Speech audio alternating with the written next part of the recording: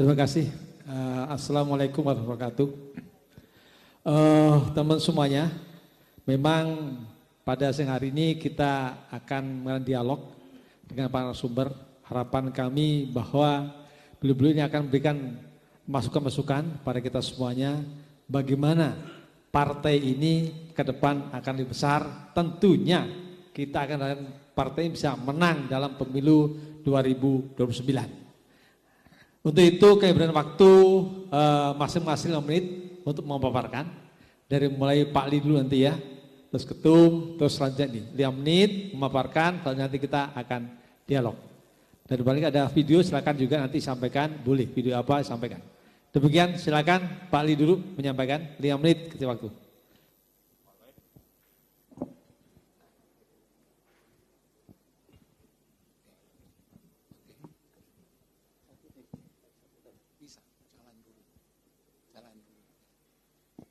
Oke, makasih banyak. Sebelum saya ngomong, saya harapnya saya bisa bikin satu film dari Taiwan.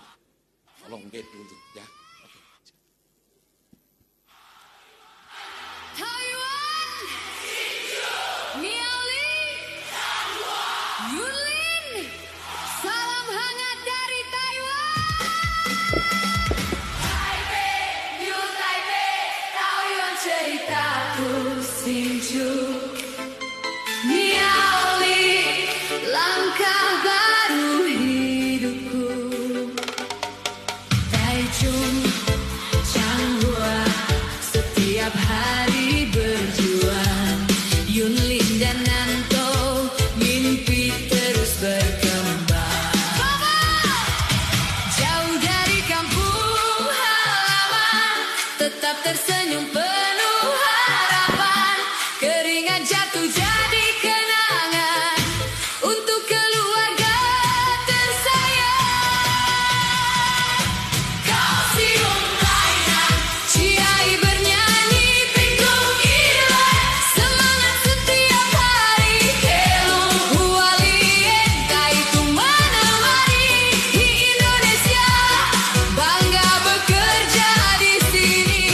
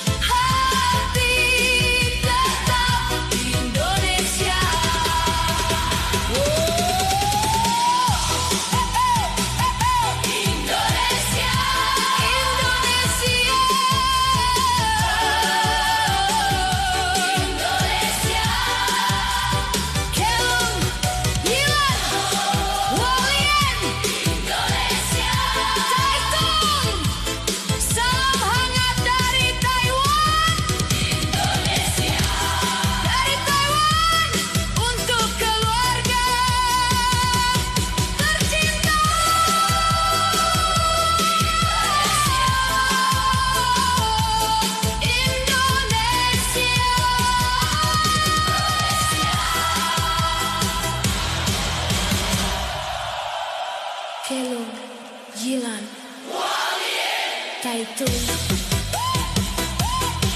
Salam hangat dari Taiwan. Taipei.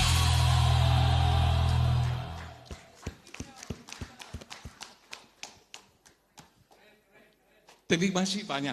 Ya, setelah ini sudah separuh dari pidato saya. Oke, hari ini sangat senang bisa Ibu Nini kasih saya bisa duduk berdiri di sini. Oke, sama teman-teman, ladies and gentlemen ya. Selamat siang.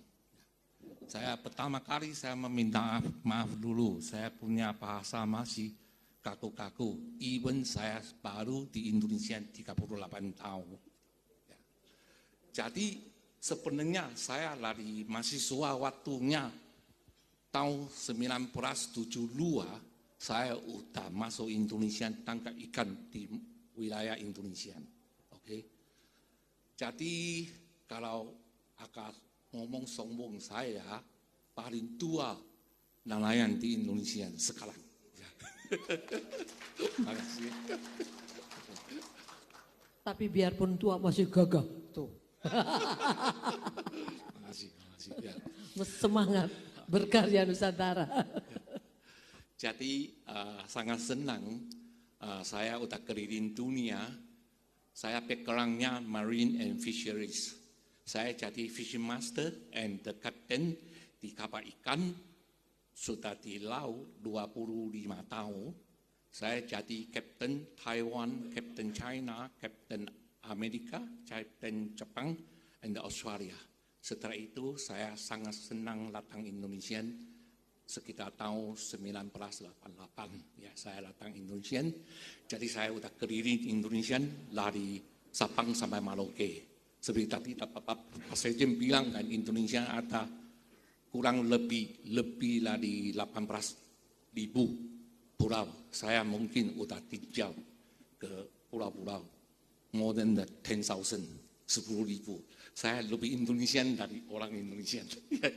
Jadi dari itulah saya sekarang hari ini kenapa saya mau kasih lihat itu, saya cuma mau kasih tahu Indonesia kita punya sumber paling makmur.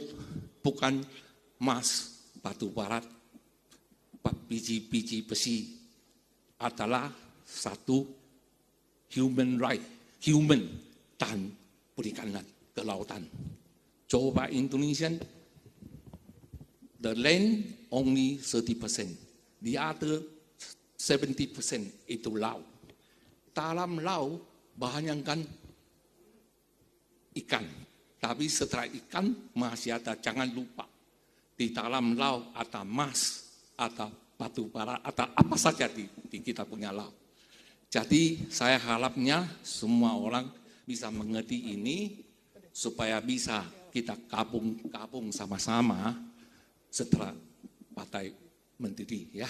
Jadi kita bisa dari human power, dan sekarang di Taiwan ada 600.000 orang Indonesia yang kerja di sana, dari pabrik, dari bangunan, dari kerja di perumahan, dan AI, dan chip, semua ada. Jadi seperti sekarang saya mau sampaikan ke sini juga, pemerintah Taiwan sekarang adalah banyak welcome orang Indonesia yang ke sana. Kalau tenaga kerja di Taiwan adalah sekitar jutaan sekarang, tapi nanti akan masuk jutaan orang Indonesia yang ke sana. Dari basically kita maunya aja bukan tenaga kerja biasa aja. Kita akan trading, kita punya anak muda ke sana sekolah SMA, SMAK sama mahasiswa sama S1 sampai S3 free. Bisa kerja, bisa dapat luar biasa. Berkarya Nusantara mengirim anak sekolah ke sana gratis. Ya. Lewat Bapak ini. Ya. Jadi dari itulah saya mau sampaikan ke sini juga kita bisa sama-sama supaya betul-betul kita bisa bangun Indonesia punya ekonomi. Kalau menurut saya kelautan saja jangan lupa. Saya jamin anytime kita bisa up GDP 3%. Sekarang ekonomi dunia begitu, naik 0,3 aja susah, apalagi 3%. Tapi orang tidak kelihatan, sayang sekali itu. Ya, itu kalau tak bisa pilih 747, bisa pilih Airbus 380, tapi kita punya nelayan. Sama juga kita harus pilih yang kapal yang canggih, ekonomi yang canggih. Jangan cuma kasih kore-kore aja, tidak bisa. Itu salah besar. Itu seperti apa? Seperti Garuda. Kita pilih beca kasih Garuda bisa maju gak? Tidak mungkin. Ya. Cuma dari ekonomi ini, dari education ini, kelautan dan perikanan, saya harap seluruh Indonesia punya nelayan sama petani seperti saya. Saya punya anak buah di Amerika, di Jepang, di Taiwan. Mereka punya rumah-rumah, punya mobil, punya apa saja ada. Saya nelayan. Saya di Jakarta aja luar rumah, maaf ya. Tapi saya juga di Taiwan, di China juga ada rumah. Itu cuma international nelayan aja. Tapi jangan lupa, banyak orang kalau ngomong sama saya sangat kesetiaan. Kenapa? Mereka pikir nelayan, ke satu bau, kedua panas, ketiga asin. Tapi dia tidak tahu nelayannya sifatnya apa. Seperti saya, seperti teman-teman saya. Mereka semua sekolah tinggi, mereka teknologinya tinggi. Persis seperti pilot, seperti apa sama, seperti dokter, even. Ya. Jadi saya harapnya Indonesia mulai sekarang bisa bangun lagi dari ekonomi, dari laut dan perikanan, dan Waktunya sama Pak. human juga. Waktunya bagi. Oke. Jadi dari itulah saya terima kasih banyak ya. Oke. Terima kasih. Jadi Bapak ini saya cari ke rumahnya. Di situ banyak foto-foto dengan Pak Harto dan membangun kelautan di mana Bapak? Di mana-mana. Di Di Tua. Tua yang paling Ternyata besar Bapak. industri saya yang bikin. Ya. Jadi nanti akan ke Ambon. Ya pokoknya yang lautnya luas maupun tidak luas ya Pak ya. Yang penting untuk Indonesia berkarya sejahtera. Oke, makasih. Ya, terima kasih. Tepuk tangan untuk Pak Lee. Ya, jelas tadi di Taiwan tuh banyak TKI. Insya Allah nanti perwakilan perikanan Nusantara di Thailand ada. Dan kalau Pak Lee nanti sebagai sponsornya, insya Allah menang di Thailand, Pak ya.